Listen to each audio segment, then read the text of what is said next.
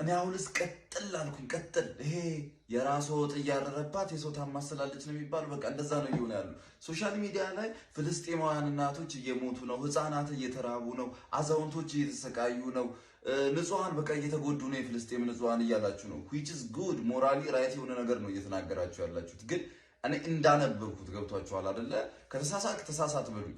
የፍልስጤምና ጋዛ ላይ ምናምን እየተከናወነ ያለው ከእስራኤል ጋር ያለው ጦርነት የዛሬ 2 ዓመት ነው አሁን ያለው ጦርነት የጀመረው አይደለ? ኢትዮጵያ ውስጥ ደግሞ ከዛሬ 4 ዓመት ጀምሮ እየተከናወኑ የነበሩ ጦርነቶች አሉ። በተመሳሳይ መልኩ ገብቷቸዋል። ህፃናት እየተራቡ ነው፣ አዛውንቶች እየተሰቃዩ ነው፣ እናቶች እየሞቱ ነው፣ ንጹሃን እየተጎዱ ነው። ከዛም አልፎ ተርፎ ከኛ ከማህበረሰባችን ተወጣጣው የሚወጡ የወታደር አካላት እየረገፉ ነው። እንዲሁም በተቃራኒ በኩል የሚዋጉ አካላት እየረገፉ ነው አይደለ? ይሄ ሪያሊቲ ነው። ሁለቱም የኢትዮጵያውያን ልጆች ናቸው አይደለ?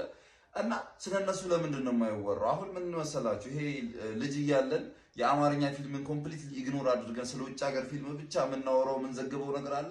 ተመሳሳይ ነገር ነው እየሆነ ያለው። በእርግጥ ስለ ሀገር ጉዳይ አጠገብ ስላለ ጉዳይ ማውራት አንኮምፎርታብል ሊያደርግ ይችላል። ግን ስቲል መወራት ያለበት ነገር ነው። እየመረጥን የሰብአዊ መብት ተሟጋች አኑን።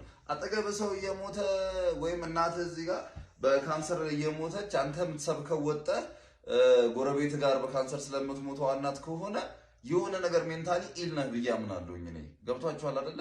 አንተ 12ኛ ክፍል ወድቀህ ከጎረቤት ግን 12ኛ ክፍል ከወደቀው ጎረቤት በ12 ወይም በ30 ማርክ ስለምትሻል እሱ ደደብ ነው አስጠኝ ይቀጠልለት የምትል ከሆነ ችግር አለው። ግን የራሳችሁ እያረረ የሰው አታማስሉ። እስኪ መጀመሪያ ስለ ራሳችሁ አውሩ፣ ከዛ በኋላ ስለ ሰው እንትን ትላላችሁ። እየመረጣችሁ የሰብአዊ መብት ተሟጋች አትሁኑ።